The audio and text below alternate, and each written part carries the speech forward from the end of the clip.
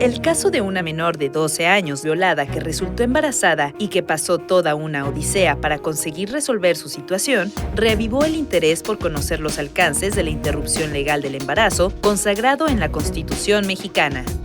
En el tema específico de la menor, existe la norma oficial mexicana 046 en la Ley General de Salud, que establece claramente que las instituciones públicas de salud deberán practicar el aborto seguro a la persona que haya sufrido una violación.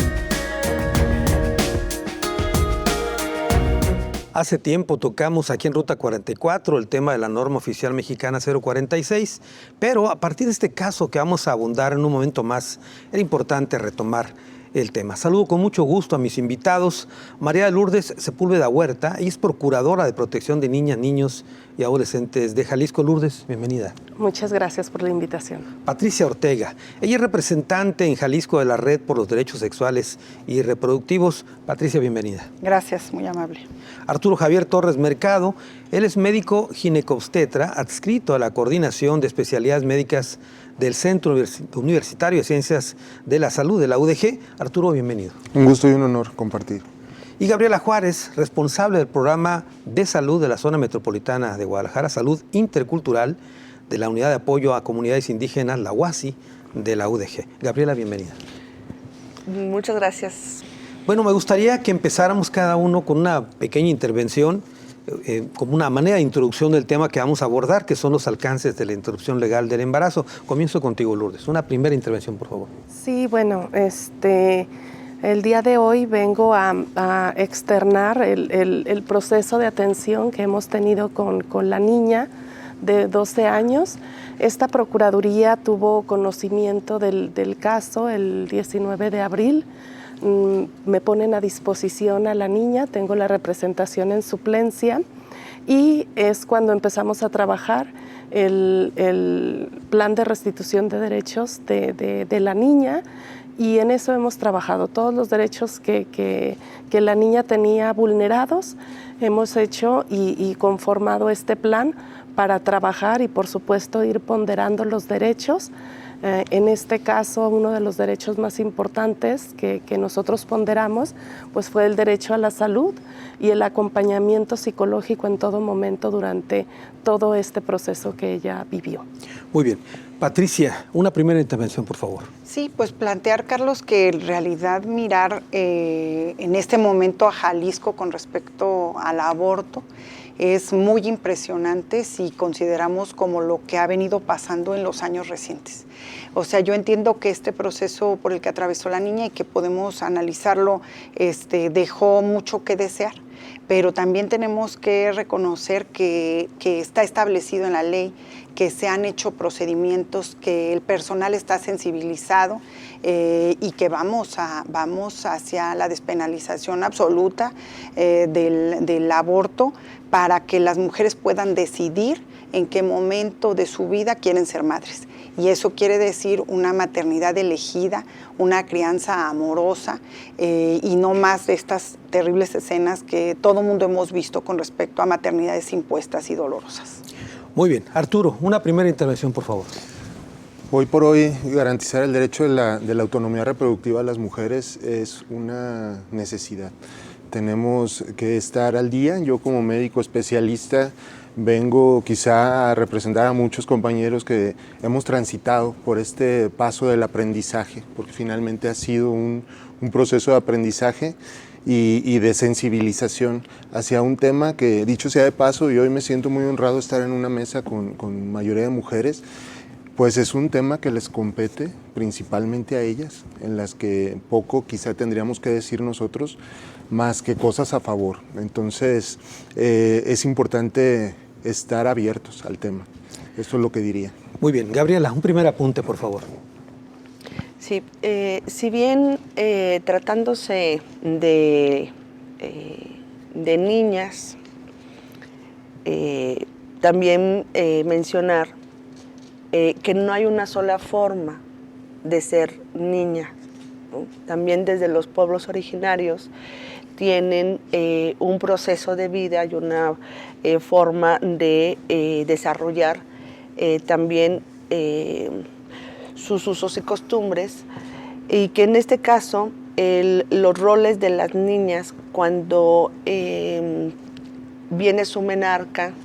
De hecho, hasta interrumpen estudios o interrumpen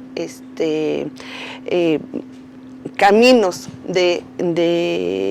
sobre todo niñas que viven en la sierra o que también viven entre la sierra y en la zona metropolitana. Sí vemos que tratándose de temas de niñas de pueblos originarios, tienen un rol diferente, no al que nosotros estamos conociendo como las niñas mestizas.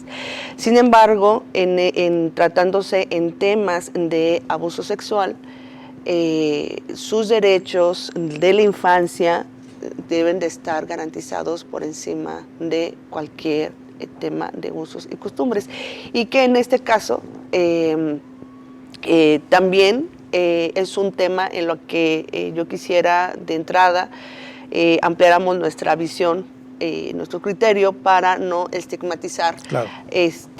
a las niñas de pueblos originarios, ni tratándose pues de un tema tan sensible. Y porque bien la violencia sexual se dan, ¿no?, en todos los extractos sociales. Claro. Y de diversidad, ¿no? Tanto de lengua. Aquí la preocupación es lo que ha acontecido desde el punto de vista también de estas frente a una niña hablante de lenguas, ¿no?, de indígenas, de pueblos originarios, frente a un sistema, claro, que no está respondiendo acorde al derecho que, claro, debe garantizarse desde la interculturalidad, ¿no?, desde, claro, el artículo 2 constitucional. Muy bien. Entonces, para ir abriendo esta mirada y en este tema y no estigmatizar, claro, a los pueblos originarios. Entiendo perfectamente. Lourdes, a ver, hablaste de un plan para restituirle los derechos violentados, pero me llama la atención por qué tanto avanzó el embarazo, porque cuando llegó el 19 de abril, que tú conociste el caso, estamos hablando de que habían pasado muchos meses de que ha ocurrido este tema. ¿Qué sucedió? ¿Qué información tienen ustedes? La información que yo les puedo compartir es que tuvo mucho que ver en parte la ignorancia, porque cuando se acercan a las autoridades el embarazo ya va avanzado. Entonces considero yo que mucho tuvo que ver esto, porque incluso tú haces un diagnóstico del expediente y ves que cuando se presentó la denuncia, en la narrativa hace referencia que lo detectó porque la veía que vomitaba. Entonces, creo que esto jugó un papel que puso en riesgo a la niña, el hecho de no tener la noción, claro, de que la niña estuviera embarazada, y menos porque es una niña pequeña. Entonces, más bien lo relacionaron con alguna enfermedad o que algo le cayó mal, pero jamás lo relacionaron con un embarazo. Considero yo que esto fue lo que ignorancia. afectó. Lourdes, ¿por qué tardaron tanto en Jalisco en atender este caso? ¿Por qué la norma dice que es inmediato la atención y pasaron días y no pudieron interrumpir el embarazo? ¿Qué pasó aquí en Jalisco? Fíjate que en ese tema yo no podría adentrarme, claro, porque no me corresponde. Yo, claro, como procuradora estoy para restituirle sus derechos a la niña, y una vez que tenemos nosotros conocimiento, por supuesto que trabajamos de manera, claro, transversal, y se buscó en todo momento la atención médica especializada y sobre todo que fuera segura, porque teníamos que garantizarle el derecho a la vida a la niña. Entonces, claro, sí, lo que te puedo decir es que buscamos a los mejores médicos en el país. Y no nos centramos únicamente en Jalisco, claro, porque sí era un caso muy delicado por las semanas de embarazo que tenía. Claro. Y en todo momento, día y noche, estuvimos en comunicación las autoridades, independientemente de la hora que fuera, el día que, claro, fuera, estuvimos en comunicación constante, yo con personal de la Procuraduría en el hospital, en acompañamiento con la niña las 24 horas del día, y en coordinación con CISEM, pero fue por esta situación. Muy bien. Patricia, ¿cómo te enteraste del caso? ¿Qué nos puedes aportar tú a lo que conocemos hasta ahorita? Sí, cuando yo me enteré del caso fue por personas que conocían a la familia y que me conocían también a mí. Y ellas me comentaron que era lo que estaba pasando. Para cuando esto sucedió, la niña ya tenía una semana internada en el hospital, cuando yo me entero, y entonces pues yo también trato de poner un poco al servicio de la niña, ¿verdad? De los servicios de salud que no estaban logrando desatorar, pues algunos contactos y alguna información para conseguir a alguien que pudiera realizar el procedimiento. Decirte que la intervención en tercer trimestre está incluida desde el protocolo, desde el Programa Estatal de Interrupción Legal del Embarazo del 2017.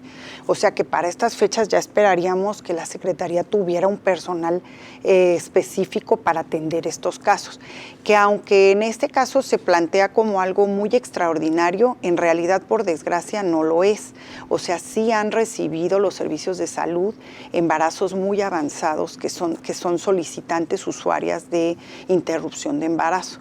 Entonces creo que lo que pasa nada más es que ahora sale a la luz, se ventila en medios, se ventila en redes sociales, y entonces ahora dicen es necesario hacer la capacitación, pero la capacitación ya tendría que haberse realizado desde el 2017. Entonces va un poquito atrasada la autoridad de salud.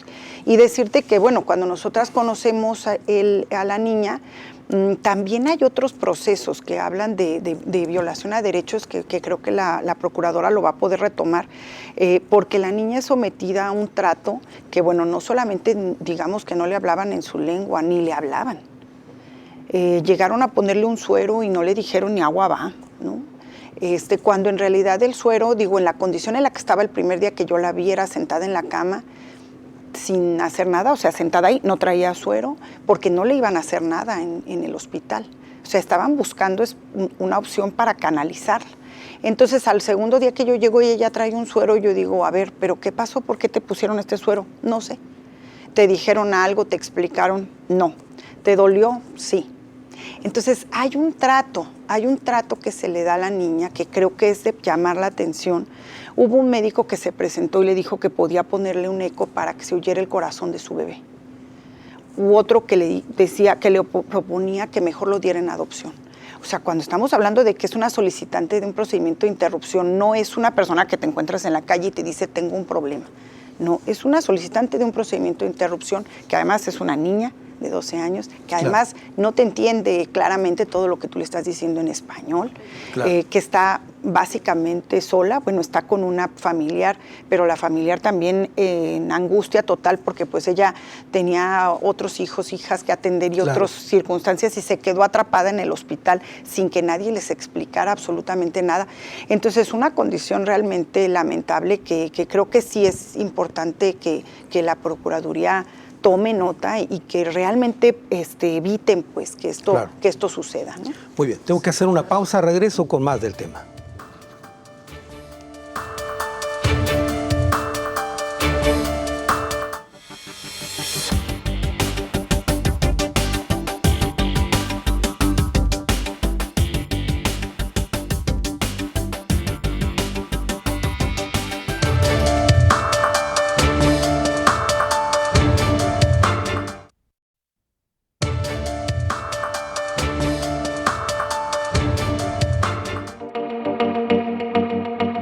La norma oficial mexicana 046, contenida en la Ley General de Salud, señala que ante el caso de un embarazo por violación, deberán prestar servicios de interrupción voluntaria del embarazo a petición de las víctimas previa solicitud por escrito y solo en caso de ser menor de 12 años de edad, requerirá que la solicitud sea realizada por padre, madre o tutor.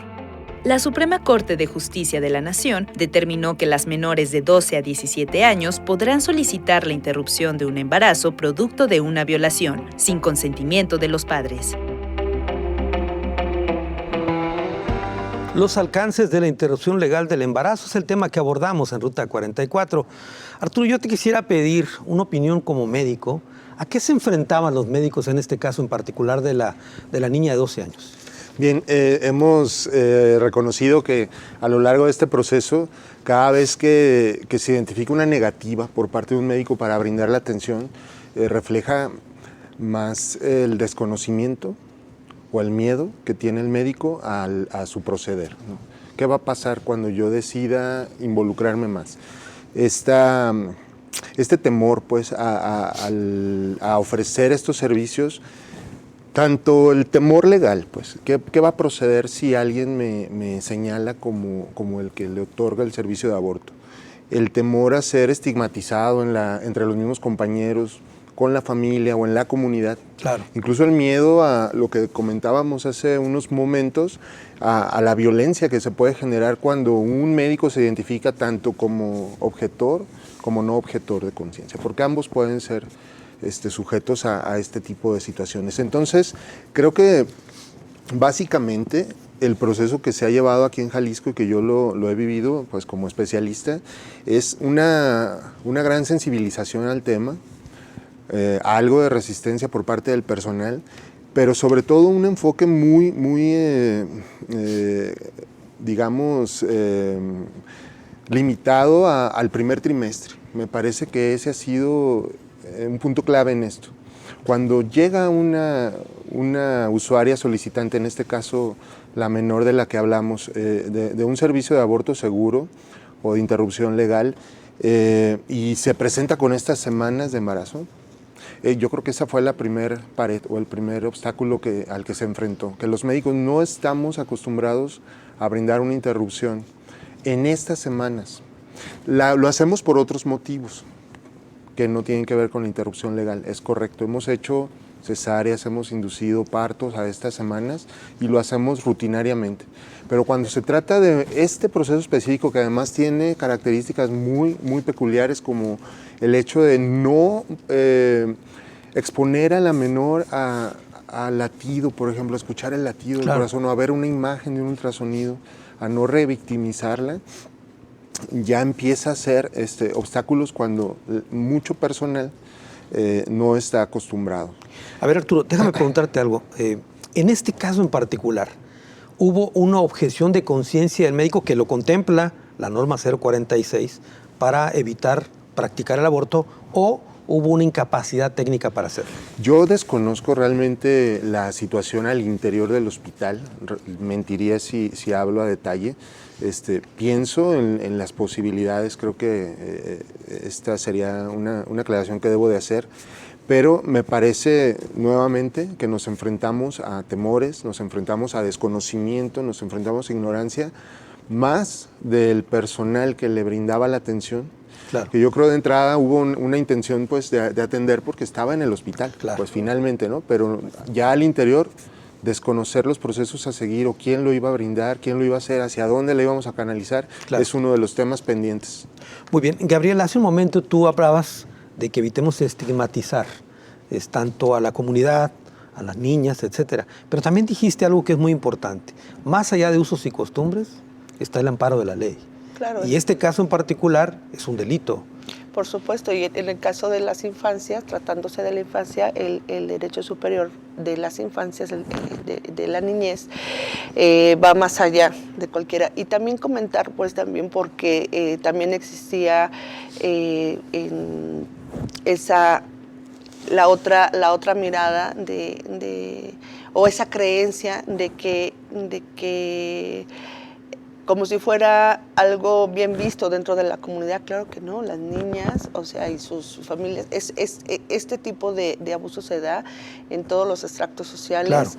Claro. De hecho, es una de las causales de la alerta estatal de violencia de género que todavía tenemos en el Estado, además de la alerta de género federal, y son causales de atención a una política de Estado que en este caso, desde la norma 046, no solamente se tiene ya plenamente identificada, sino que también hay un programa estatal, ¿no?, que debería entonces estar aplicándose desde una perspectiva intercultural, donde existen ejes, el eje de la prevención, el eje de la atención y las acciones para eliminar, ¿no?, y desde los pueblos, porque si bien una parte del derecho, bueno, el derecho positivista, pues también, y el derecho romano, ¿no?, también se llega a contraponer al derecho desde los pueblos, claro, ¿no? Pero que sin embargo, desde la parte de al interior de las culturas, aunque suele darse este tipo de problemática, también es cierto que desde adentro de la comunidad hay mucho también por hacer en la prevención, ¿no? Claro. Y trabajarlo en conjuntamente con una política pública creo que es un camino que nos hace falta recorrer, pero habría que reconocer entonces en el momento actual en el que estamos, por lo que ya se ha vertido, que hay un gran distanciamiento de los pueblos originarios y las instituciones, tanto para el acceso a la salud como al acceso a la justicia. Entonces, es necesario que empecemos de ya, debe de ser un caso paradigmático, este acontecimiento que desembocó una consecuencia de violaciones a los derechos humanos de la niña y de la familia y la revictimización de la cual fue objeto, también nos llama de manera emergente a que se revisen y a que se creen sendos mecanismos basados en criterios de la Suprema Corte de Justicia de la Nación desde la perspectiva de los pueblos originarios y también desde el espíritu del artículo 2 constitucional. Muy bien. Ya hablamos incluso con Gabriela en un programa aquí en Ruta 44 sobre las condiciones de vulnerabilidad que enfrentan las mujeres en las comunidades indígenas para los servicios de salud. ¿Recuerdas, Gabriela? Te quisiera preguntar, Lourdes, este plan de restitución de derechos, ¿qué abarca, qué contiene? Bueno, en el plan de restitución hemos trabajado mucho. La niña tiene derecho a emitir su opinión y a tener pleno conocimiento de todo su proceso. De aquí esta es una parte muy importante que quisiera hacer referencia, que la niña tenía la representación originaria que era la de sus padres.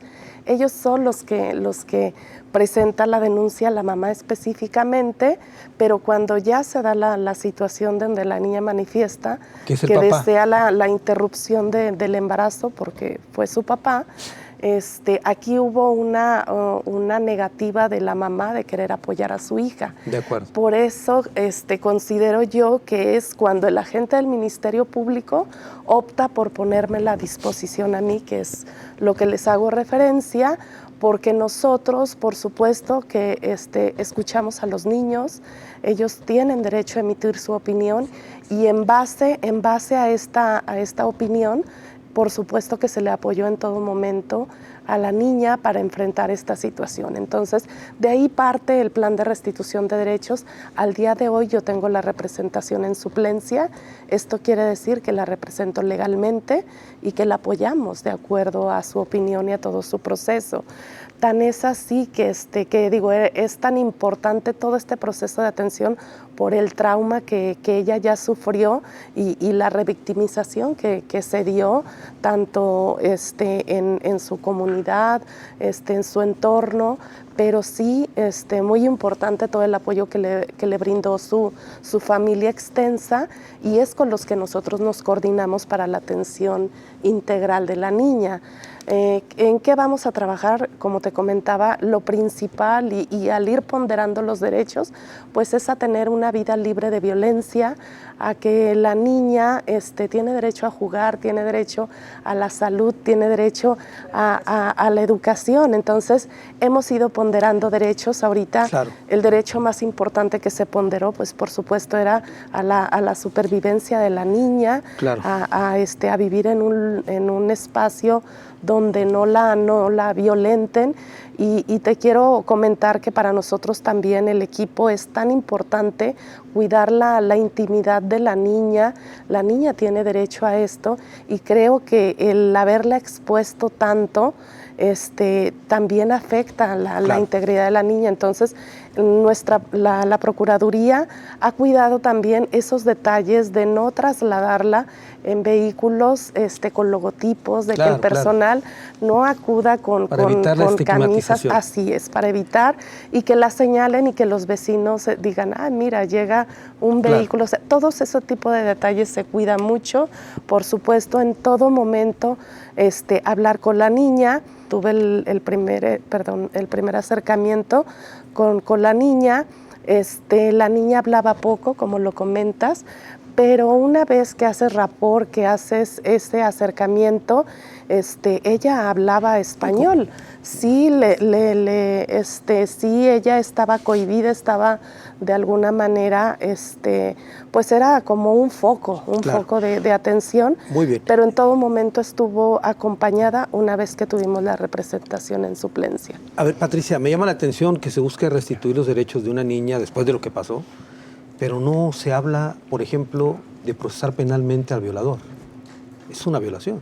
Sí, yo pensaría que esa es como la primera cuestión y creo que quiero creer que es a lo que se refiere la procuradora cuando dice pues a la seguridad, ¿no? Y a la subsistencia, porque estando él en libertad no estaría garantizado ese derecho, ¿no? Hasta donde entendemos está ya girada la orden de aprehensión, nos precisarán en qué momento del proceso, pero esa es una parte vital.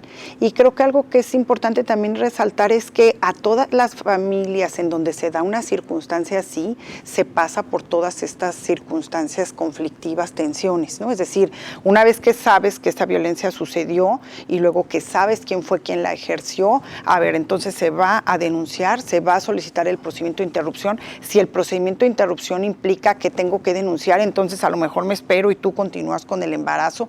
Si me queda lejos la instancia de seguridad o la instancia de justicia, la instancia de salud, o sea, hay un montón de cosas, ¿no? que se van encimando y que desgraciadamente, pues en una sociedad como la nuestra, no la de los pueblos originarios, sino la sociedad toda, los derechos de la niña son los que quedan al final. A ver, tengo otras preguntas para ti, Patricia, pero nos ganó el tiempo. Déjame hacer una pausa y regreso contigo. Seguimos con este tema.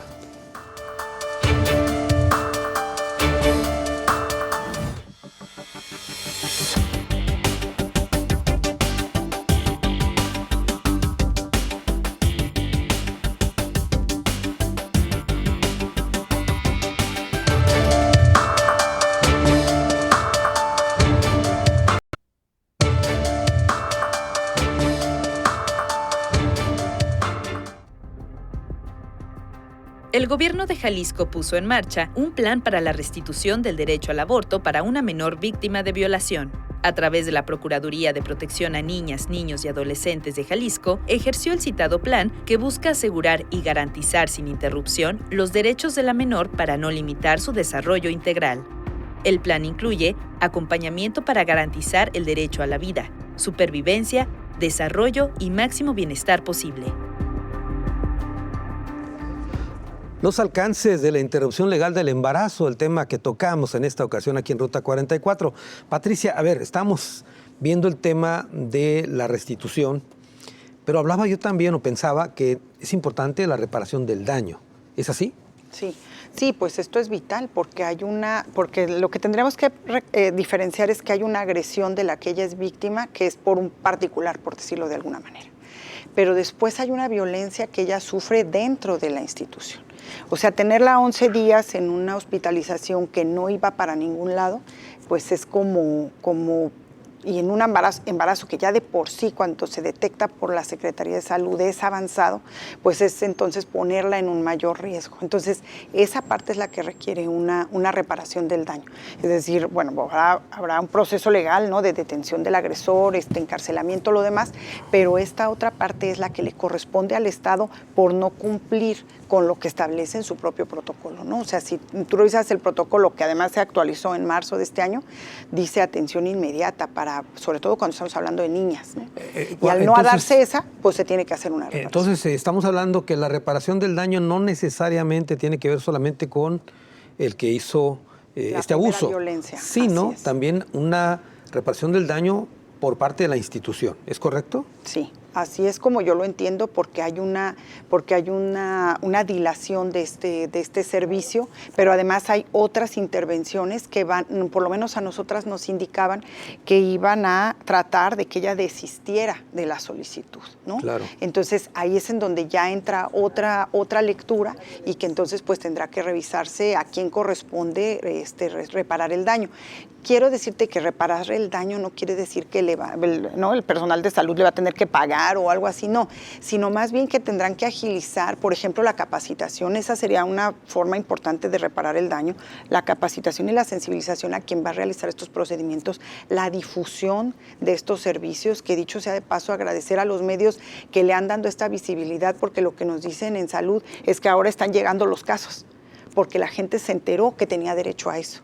Entonces creo que cuando tú preguntabas hace un rato como, a ver, pero, o sea, cómo está el programa, pero ¿por qué tarda tanto en llegar la niña? Sí es cierto que se ignora, pero también lo que es cierto es que la autoridad ha sido lenta en difundir y poner al servicio de toda la gente la información de que esto se está realizando y de que es legal hacerlo, ¿no? Entonces ahora toda la atención que le han prestado a los medios ha servido para que las familias sepan que pueden recurrir, que no están cometiendo un delito, que no están cometiendo una falta, que tienen derecho sus niñas a poder realizar un procedimiento en una institución de salud que les va a garantizar la salud y la vida, que no tienen que explicarle a nadie más, a los vecinos o a alguien más por qué están procediendo. O sea, todo esto es algo que se tiene que trabajar desde la autoridad. Y entonces de repente la negativa de hacer la difusión de los servicios era porque entonces todas iban a llegar mintiendo que habían sido víctimas de violación y les iban a tener que hacer el procedimiento. Claro. Entonces como, pues no, eso ya lo pasamos, o sea, eso ya es un discurso viejo y hay que atender ahora, ¿no? Entonces se tendrá que difundir a dónde tienen que acudir, cuándo, cómo y sobre todo, Carlos, a la gente que no tiene este acceso de manera, o sea, como conocida.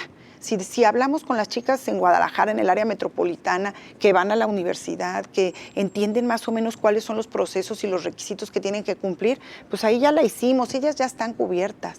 El problema son las niñas, las adolescentes, las personas que no viven en el área metropolitana o que no viven en donde hay un hospital especializado, las personas que no tienen escolarización, que no alcanzan a entender cuáles procedimientos son los que tienen que cumplir. La institución se debe a esas personas y esas son a las que tienen que alcanzar.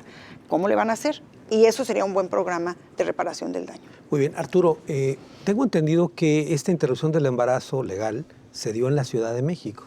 Tienen décadas en la Ciudad de México de avances con respecto al resto del país en este tema, ¿es correcto? Sí, es correcto. La experiencia que tiene la Ciudad de México con los servicios de aborto, con las clínicas de interrupción, es abundante.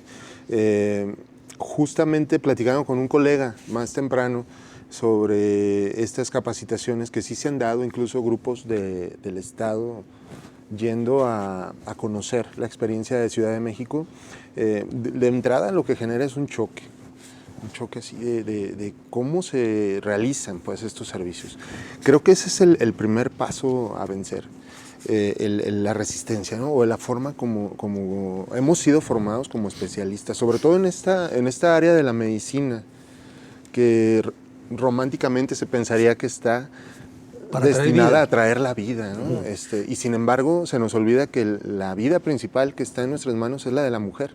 Claro. O la persona con capacidad de gestar, ¿no? Entonces, en este caso, yo creo que más allá de esta formación, además debemos de pensar en todas las habilidades que como médico debemos de generar o desarrollar, la empatía, la capacidad de conectar con una persona que además puede venir con muchas más vulnerabilidades, ya lo mencionábamos.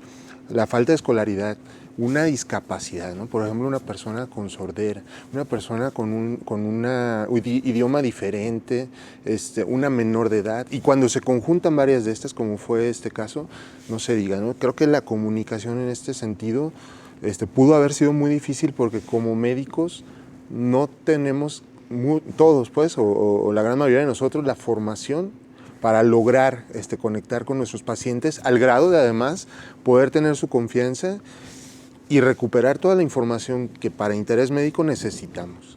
Es importante trabajar también en estas habilidades personales para para los profesionales de la salud. Tengo entendido que la norma oficial mexicana, la 046, sí establece, por ejemplo, lo que decía hace un momento, la objeción de conciencia. Es decir, un médico y enfermeras pueden negarse a practicar un servicio objetando esto. Pero también dice la norma que la institución debe tener los médicos y las enfermeras que no objeten el servicio para dar la atención. Sí, la objeción de conciencia tiene su definición y sus limitaciones. Eso es lo que tenemos también que reconocer. Como personas, cada uno puede manifestar por motivos éticos, morales, incluso religiosos, su objeción a ejercer ciertos actos de la medicina. Lo vivimos hace un tiempo con los métodos de planificación familiar, por ejemplo, ¿no? Ahora con este tema del aborto. Sin embargo, como institución, ya hay un precedente donde alguna respuesta en solicitudes de transparencia, todo un hospital o una institución se manifestaba como objetora de conciencia. Esto no es posible, ¿no? Claro. Las instituciones sí deben de garantizar contar con personal o con vías de atención garantizadas para las pacientes o las usuarias solicitantes. Muy bien, y en este cúmulo de desinformación, Gabriela, que mencionaba un poco para ti también, está el asunto de la lengua, que ese es otro, digamos, limitante para atender a las mujeres, ¿no? Sí, nosotros lo hemos visto aquí en la zona metropolitana, donde convergen de las 68 lenguas que sean registradas en el último censo en México, 55 lenguas convergen y viven en Jalisco. En la zona metropolitana, 54 de las 55. Entonces se enfrentan las niñas de pueblos originarios y las mujeres indígenas, se encuentran a falta de centros de salud, a falta de información y de prevención en lenguas madres. Lo vimos en el tema de COVID, cuando fueron temas muy, muy difíciles y donde no contaban con estas redes tampoco de fácil acceso. Entonces, ante estas complejidades, también podemos poder empezar, es emergente el que surja en acción, en la práctica, todo lo que ya se ha venido trabajando en los avances de los derechos, en los avances de los programas, en la construcción de una política pública que ha sido con mucho esfuerzo de organizaciones de la sociedad civil, que hemos estado ahí trabajando, construyendo y que también poniendo en este tema la perspectiva de los pueblos originarios y algunas. En este caso, no debió de haber sucedido como sucedió. Y recuerdo muy bien hace 2 años aproximadamente, una niña de Cusalapa, una niña náhuatl, se enfrentó a esta misma circunstancia. Ella no corrió con la misma suerte, de alguna manera, de estar viva, ¿no? Ella se le hizo una práctica y no, también justamente a los 7 meses de embarazo. Entonces estamos hablando de un alto grado riesgo por el que pasó recientemente, falleció y no debió de haber pasado como pasó en ese momento. Entonces nos llama que la reparación del daño tiene que ser tal, o sea, para que no haya repetición, ¿no? Para que no haya repetición, porque estamos viendo que es un proceso claro, que se da a conocer cuando ya la niña manifiesta, ¿no? Claro. Y a todo lo que se tiene que enfrentar. Entonces, sí llama a que esa política pública tiene que ser ahora cristalizada de una manera muy cercana, tiene que ser de una manera desde un diálogo intercultural desde con los pueblos. Hay mujeres ahora que están trabajando mucho y que sería muy importante, Procuradora, el que se pudiera vincular también con mujeres que desde los pueblos originarios puedan trabajar esa red de apoyo, no solamente recibir apoyo psicológico desde la cultura occidental y mestiza, sino que también desde los saberes de las mujeres, claro, que son sanadoras y médicas tradicionales, para que ella también pueda tener eso, que lo podemos vincular, si usted nos lo permite, desde la unidad de apoyo a las comunidades indígenas. Y nada más creo que parte de la reparación integral del daño también es de que se inicie una investigación a fondo para deslindar responsabilidades incluso penales contra quienes, los servidores públicos que de manera negligente obstruyeron o violentaron a la niña de acuerdo a las leyes que hay para garantizar una niña libre de violencia, y quien en todo caso, además de la violentaron psicológicamente al ponerle estas condiciones que la pusieron todavía en una condición de sufrimiento y de estrés. Claro, muy bien. Te iba a preguntar sobre este caso que ya es paradigmático y si puede servirnos para tomar algunas decisiones, Lourdes, pero nos ganó el tiempo. Regreso contigo. Vamos a una pausa. Sí.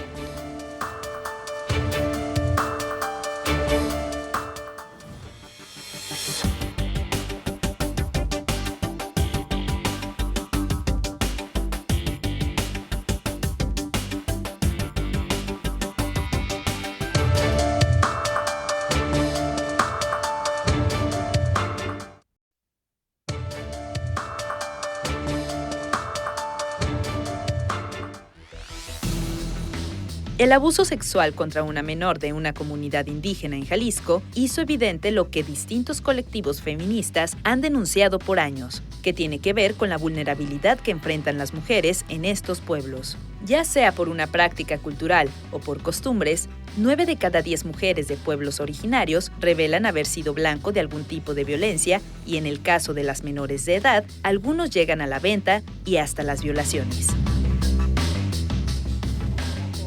Los alcances de la interrupción legal del embarazo, el tema que tocamos en Ruta 44, es un tema muy amplio. No alcanzamos a abarcar todas las aristas, intentamos una parte, pero bueno, seguramente volveremos a tocar el tema más adelante. Por lo pronto vamos a las conclusiones del programa. Comienzo contigo, Lourdes.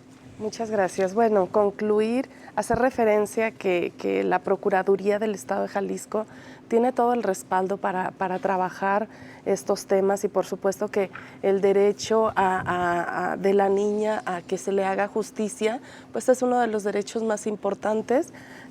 Quiero hacerles referencia que me comprometo, por supuesto, a dar seguimiento a la carpeta de investigación, a los procesos que se abran ante esta situación y tenemos que darle esa certeza jurídica. La niña tiene conocimiento de todo el proceso legal, tiene un equipo interdisciplinario que la ha estado arropando, que ha estado al pendiente de su proceso, y el equipo interdisciplinario está integrado por un abogado que en todo momento le explica cuál es el proceso y la situación legal en la que ella estuvo inmersa.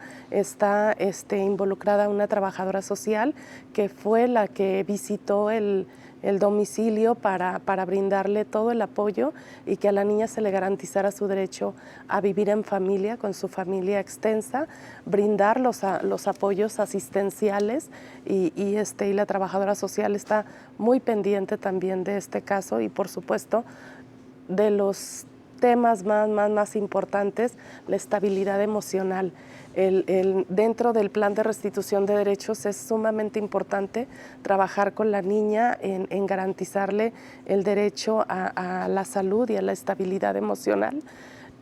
Tiene su psicóloga en el equipo interdisciplinario y se le brindará atención psicológica clínica y estamos trabajando en todos estos temas. El plan de restitución ya está hecho, ya estamos trabajando en él, pero de acuerdo al desarrollo que se vaya dando con la niña puede ser modificado para no estimar en garantizarle todos sus derechos a la niña. Muy bien. Patricia, por favor, tus conclusiones. Sí, pues yo te diría que el aborto va para Jalisco, y además con este amparo del Tribunal Colegiado, pues más, ¿no? Nos garantiza esto, es decir, el Congreso del Estado está obligado a armonizar el Código Penal y la Constitución del Estado con las sentencias de la Suprema Corte. Ya no hay de otra. Esta es la indicación que necesitaban los diputados y las diputadas para actuar. Esperemos que antes de irse lo hagan, porque eso es lo que corresponde. Y decirte que entonces eso también va a dar esta certeza jurídica de la que hablaba el médico también, ¿no? O sea, como, a ver, a mí me dicen que sí lo hago, pero el Código Penal dice esto, pero la Constitución dice esto, entonces ¿a quién le hago caso y cómo van a proceder y por qué tendría que confiar en que no me va a pasar nada? Pues eso es lo que necesitan. O sea, la urgencia ahorita, la pelota va a estar del lado del Congreso, ¿no? Ellos tienen ya que hacer la armonización y tienen que quitar el aborto del Código Penal, dejarlo en la Ley de Salud y bueno, obviamente en el trabajo que sigue, pues la sensibilización y la capacitación, ya no digamos del personal que se encuentra en la Secretaría de Salud, que también necesita, ¿verdad? Sino ahora meter todo esto a los currículums de las universidades y de las carreras de medicina, de psicología, de enfermería, de trabajo social, para que todo el mundo sepa qué hacer y cuál es el trabajo. No se trata de que estemos todas en la idea de interrumpir un embarazo, sino más bien que entendamos que estos son derechos que deben protegerse y que si hay una mujer que llega, o una niña o un adolescente que llega a esta circunstancia, todo el mundo tendríamos que disponernos a apoyar. Yo me sorprendía mucho cuando vi a la niña, el verla y pensar que había personal de salud que viéndola dijera, no, yo no, es que a mí me da no sé qué, es que yo no quisiera porque, o sea, realmente sí tenemos que llamar la atención sobre que el personal de salud tendría que ser el más sensible, ¿no? De todas las áreas de la salud que tienen contacto con personas en situaciones como estas, tendrían que ser las personas más sensibles de todas las que se forman en las universidades. Y no nos estamos encontrando eso. Entonces también hay que revisar como esa parte, ¿no? Y bueno, pedirle a las instituciones de salud que agilicen estos procesos, o sea que la gente está llegando, las solicitudes se están haciendo. Hay una estadística de la propia Secretaría que maneja 397 niñas entre el año pasado y lo que va de a las que les atendieron sus partos.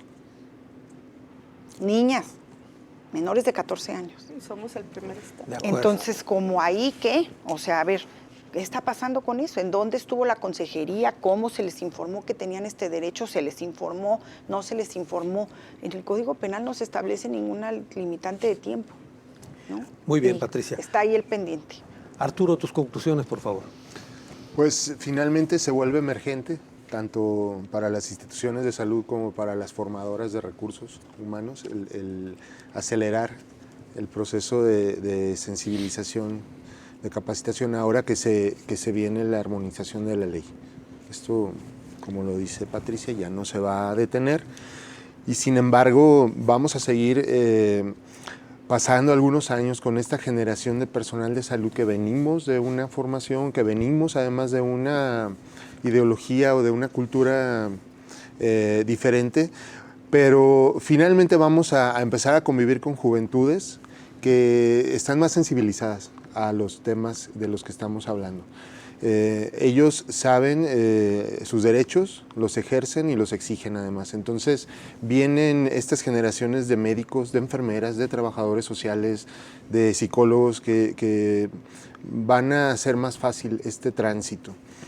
Hay que puntualizar finalmente que obstaculizar, limitar los servicios sexuales y reproductivos para las mujeres y personas con capacidad de gestar, como lo es el servicio de aborto, la planificación familiar, incluso el derecho a una consulta pregestacional o a una atención de embarazo segura, pues es una violación a sus derechos, ¿no? Es una estigmatización además que estamos arrastrando de que las mujeres solo tienen un destino, ¿no? Que es la maternidad, y no es así.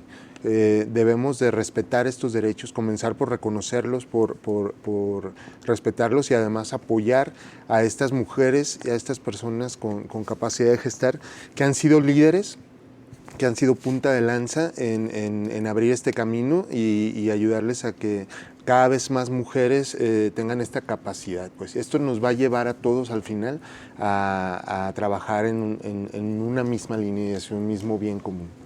Muy bien. Gabriela, por favor, tus conclusiones.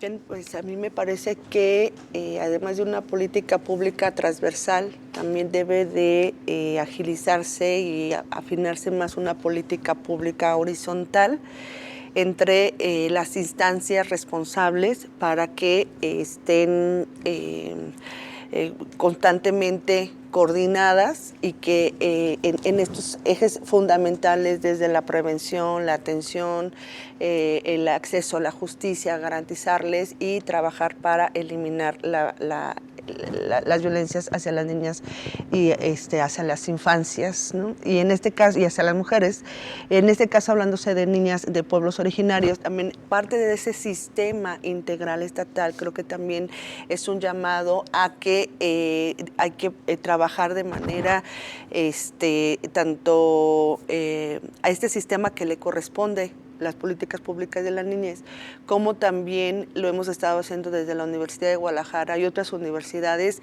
para fortalecer los procesos de las mujeres y de las niñas indígenas, fortalecer sus procesos de participación social, el derecho a ser informadas, de que ellas puedan formar parte y de poder aprender, o sea, de esta realidad, de esta información, porque lo vemos ahora cómo ella decide y cómo es acompañada, y entonces cómo una política de Estado sí puede estar cristalizada, garantizándole una atención de alto nivel como la que tuvo, porque hemos visto casos en que